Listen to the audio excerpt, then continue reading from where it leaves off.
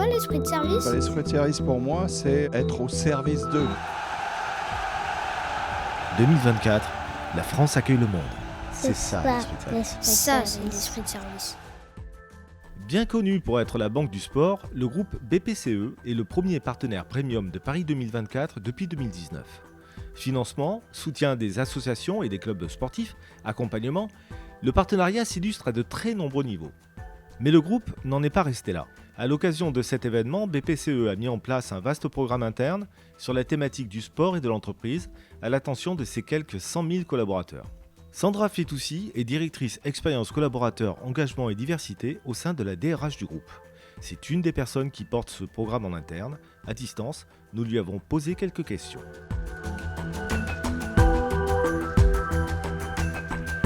Sandra Fitoussi, bonjour. Parlez-nous de ce vaste programme. De quoi s'agit-il ? En effet, nous avons lancé un grand programme d'engagement interne. Il s'agit du programme Sport Santé et Engagement Collectif, qui est un programme de lutte contre la sédentarité, sous le parrainage de Stéphane Diagana. Et donc, ce programme est basé sur 5 grands axes. Donc, vous avez sport et entreprise, sport et inclusion, sport et impact positif, sport et attractivité, et sport et fierté d'appartenance. Un programme en 5 axes, donc. Mais quelles sont les actions menées et dans quelle perspective par rapport à chacune de ces thématiques ? Le premier axe, c'est sport et entreprise. Et donc là, l'objectif, c'est vraiment de favoriser la pratique sportive et l'activité physique au sein des entreprises. À l'époque, nous avions déjà recueilli en très peu de temps plus d'une centaine d'initiatives au sein des banques et des caisses et des filiales des entreprises du groupe. Et on voit effectivement qu'il y a des pratiques vraiment exemplaires qui peuvent vraiment favoriser la pratique sportive au sein des agences, dans les sièges, avec les clients parfois. Donc ça, c'est assez majeur. Le deuxième levier, c'est sport et inclusion. Et là, notre objectif, c'est vraiment de faire de l'activité sportive et physique un levier d'inclusion sociale. Donc, tous nos sujets autour du handicap, de la diversité au sens large, je parle de la mixité, de l'intergénérationnel, ce sont des sujets qui ont vraiment été croisés avec les sujets sport et activité physique. Et puis, on a aussi un grand programme autour de la reconversion des sportifs. Donc, en fait, nous, au niveau du groupe, à l'échelle du groupe, on a 240 athlètes soutenus. Et ces 240 athlètes, en fait, sont suivis dans le cadre d'une reconversion après les Jeux, pour ceux qui ont effectivement un projet ou qui cherchent un projet professionnel derrière. Le troisième levier, c'est sport et impact positif. Et donc là, l'objectif, c'est vraiment de travailler avec les collaborateurs, de leur donner de la matière sur comment en fait avoir un impact positif sur leur propre santé.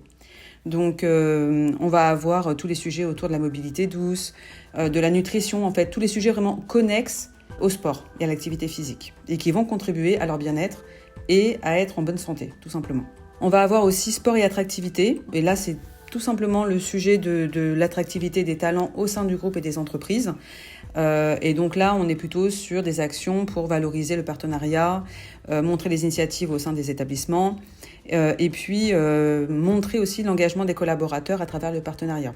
Aujourd'hui, je peux vous donner un exemple, on a 1000 collaborateurs engagés qui sont volontaires.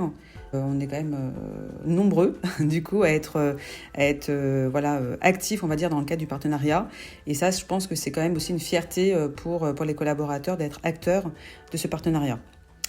Et le dernier pilier, c'est sport et fierté d'appartenance. Et là, c'est vraiment sur la fidélisation des collaborateurs.